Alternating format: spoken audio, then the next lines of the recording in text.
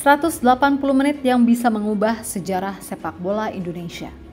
Timnas Garuda kini tinggal 2 langkah lagi menuju Piala Dunia 2026. Hasil drawing ronde keempat resmi diumumkan dan Indonesia akhirnya tahu siapa 2 rintangan terakhir di depan gerbang turnamen paling prestisius di dunia itu. Arab Saudi dan Irak, 2 raksasa Asia yang pernah kita hadapi. Tapi kali ini bukan cuma gengsi yang dipertaruhkan, ini soal mimpi besar satu bangsa. Namun, di tengah semangat tersebut, kabar buruk menghantam. Penyerang utama Indonesia, Ole Rummenigge, harus menjalani operasi dan diragukan tampil di Oktober.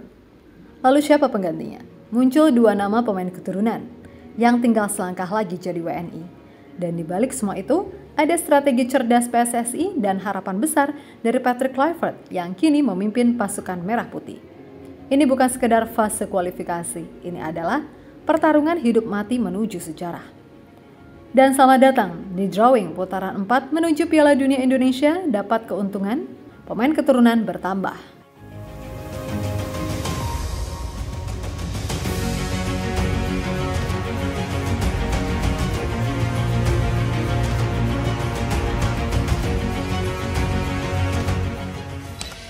Drawing putaran keempat kualifikasi Piala Dunia 2026 zona Asia akhirnya resmi diumumkan. Dan hasilnya cukup mengejutkan, tapi juga bisa dibilang menguntungkan. Timnas Indonesia tergabung di grup B bersama 2 tim besar Asia, Arab Saudi dan Irak. Sementara grup A diisi oleh Qatar, Uni Emirat Arab dan Oman.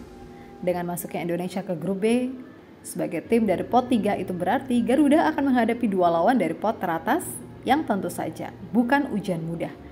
Namun tunggu dulu, format pertandingan di putaran keempat ini berbeda total dibandingkan ronde sebelumnya. Alih-alih bermain kandang tandang, seluruh pertandingan hanya digelar 1 kali pertemuan dengan sistem home tournament. Artinya hanya akan ada 3 pertandingan per grup dan setiap tim hanya punya 2 kali kesempatan bertanding. Lebih menarik lagi karena berasal dari pot 3, Indonesia akan bermain lebih awal dibandingkan 2 rivalnya. Jadwalnya pun sudah ditentukan, Indonesia akan menantang Arab Saudi pada 8 Oktober, lalu bersua Irak 3 hari kemudian, 11 Oktober 2025. Sementara Arab Saudi dan Irak baru akan saling bertemu di match terakhir 14 Oktober. Dengan sistem ini, Indonesia punya peluang besar untuk bikin kejutan lebih awal. Bayangkan jika Garuda bisa sapu bersih 2 laga awal, maka kita tidak perlu menunggu pertandingan terakhir. Nasib bisa ditentukan lebih cepat, bahkan sebelum rival bermain penuh. Namun ada konsekuensinya. Sebagai tim pot 3, Indonesia tidak hanya harus menghadapi 2 kekuatan besar, tapi juga melakukannya dengan waktu recovery paling minim. Arab Saudi dan Irak punya keuntungan waktu istirahat lebih lama, dan laga akan digelar di Arab Saudi. Artinya Indonesia akan menghadapi tekanan penuh dari publik tuan rumah. Bukan hanya lawan, tapi atmosfer dan situasi juga jadi tantangan nyata. Tapi jika kita menilik apa yang pernah dilakukan Indonesia sebelumnya, semua masih mungkin, apalagi dengan sistem yang hanya memberi 1 laga pada masing-masing lawan, saat kemenangan bisa mengubah segalanya.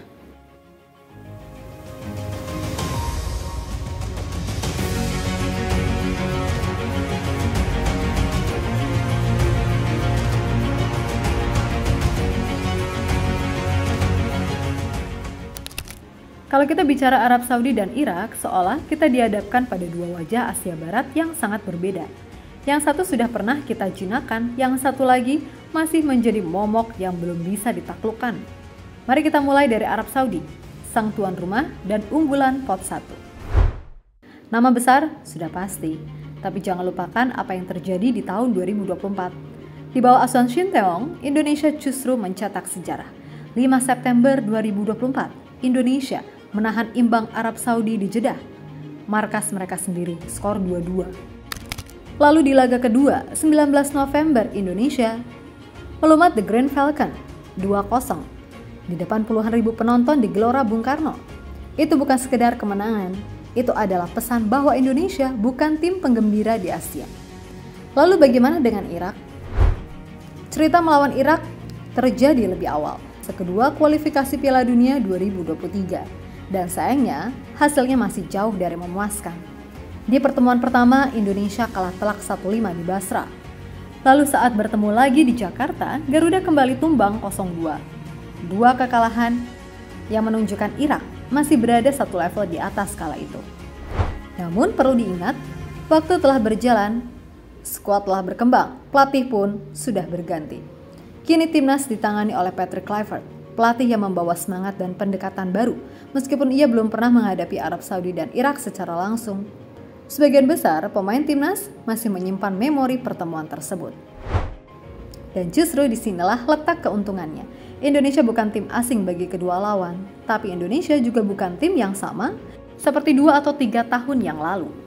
Dengan komposisi pemain yang lebih matang dan pengalaman berharga di laga-laga sebelumnya, timnas punya fondasi kuat untuk kembali menantang dominasi Arab dan Irak di grup B.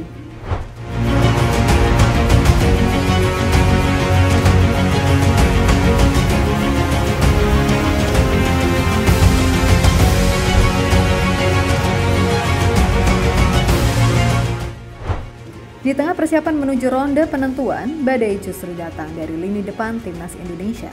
Olo Remeni, penyerang utama Garuda resmi, mengalami cedera serius setelah menerima tackle keras dari Paulinho dalam laga pramusim antara Oxford United versus Arema FC. PSSI pun angkat bicara. Erick Thohir mengkonfirmasi bahwa Remeni harus menjalani operasi pada Kamis 17 Juli 2025. Dan kabar buruknya, ia dipastikan absen pada FIFA Matchday September dan belum tentu pulih tepat waktu untuk ronde keempat bulan Oktober. Ini jelas jadi pukulan telak. Remeni adalah pemain kunci yang telah mencetak 3 gol bersama timnas. Kehilangan dirinya artinya kehilangan daya dobrak utama di lini depan saat melawan Arab Saudi dan Irak.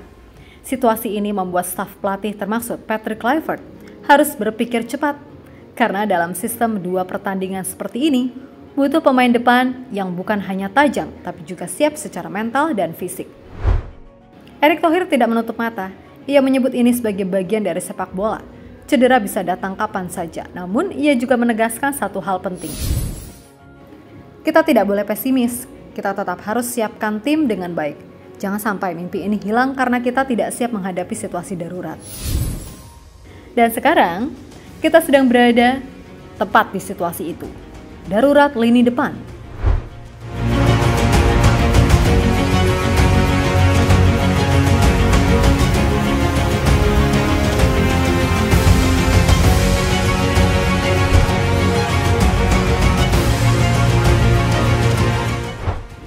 Tanpa Olo Remeni, satu pertanyaan besar pun muncul. Siapa yang akan mengisi pos ujung tombak Garuda di momen paling krusial ini? Nama Jan Slaven langsung mencuat ke permukaan. Striker muda berdarah Belanda Indonesia ini baru saja mencetak 6 gol dalam satu pertandingan saat timnas U23 membantai Brunei 8-0 di ajang AFF U23 2025. Penampilannya mengundang decak kagum, bahkan publik mulai berspekulasi. Apakah ini saatnya yang tepat bagi Raven untuk naik ke tim senior? Namun jawaban jujur datang dari tubuh timnas sendiri. Manajer tim Sumarji menyatakan bahwa meskipun Raven berbakat, membandingkannya dengan Remeni masih terlalu jauh.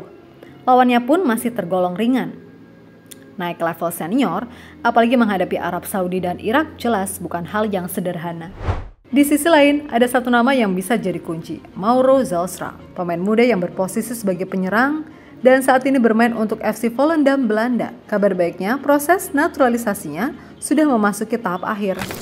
Menurut anggota Exco PSSI, Vivin Cahyani, berkas Mauro sudah sampai di Kemenkum, tinggal menunggu tahapan ke DPR, lalu ke Presiden. Jika semua berjalan lancar, Zijlstra bisa diambil sumpah WNI sebelum Oktober.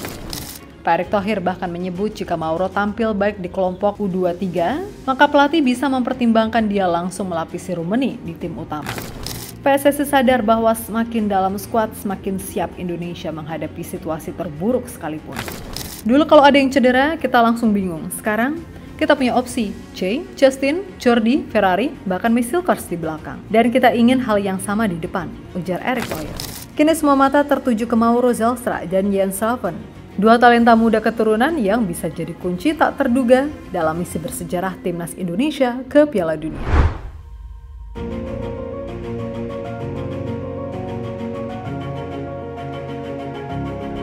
Di balik setiap tantangan, selalu ada strategi, dan di balik strategi ada keyakinan. Ketua Umum PSSI Erick Thohir sejak awal sudah menegaskan, misi menuju Piala Dunia bukan sekedar mimpi kosong, tapi proyek besar yang dibangun dengan fondasi serius. Naturalisasi bukan cuma soal menambah pemain asing, tapi soal menebalkan kualitas skuad agar ketika badai cedera datang, kita tetap punya kekuatan untuk bertahan, bahkan menyerang. Bukan hanya di lini belakang, yang kini punya nama-nama seperti Jesus, Justin Hubner, Jordi Amat, dan Marcel Kers. Tapi juga di lini depan, di mana Mauro Zelstra bisa jadi solusi konkret jika semua proses berjalan lancar.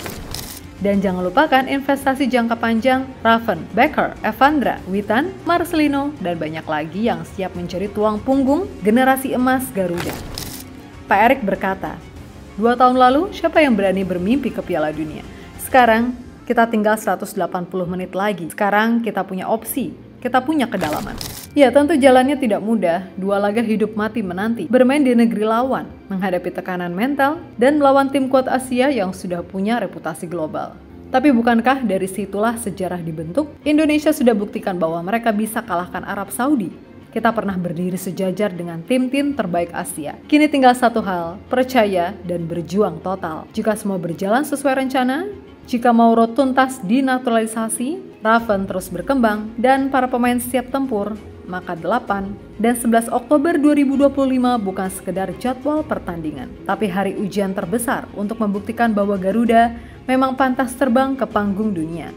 Dan kalau kita bisa menang 2 kali, kita tidak perlu menunggu 14 Oktober, karena sejarah bisa ditulis lebih cepat. Ceritanya hari ini dari JL Report. Kalau kamu suka videonya, jangan lupa klik like-nya dan tulis pendapatmu di kolom komentar. Masih banyak cerita seru lainnya, langsung cek video di sebelah. Karena di sini, kita bukan cuma nonton, kita hidup bareng Garuda. Sampai ketemu di video selanjutnya.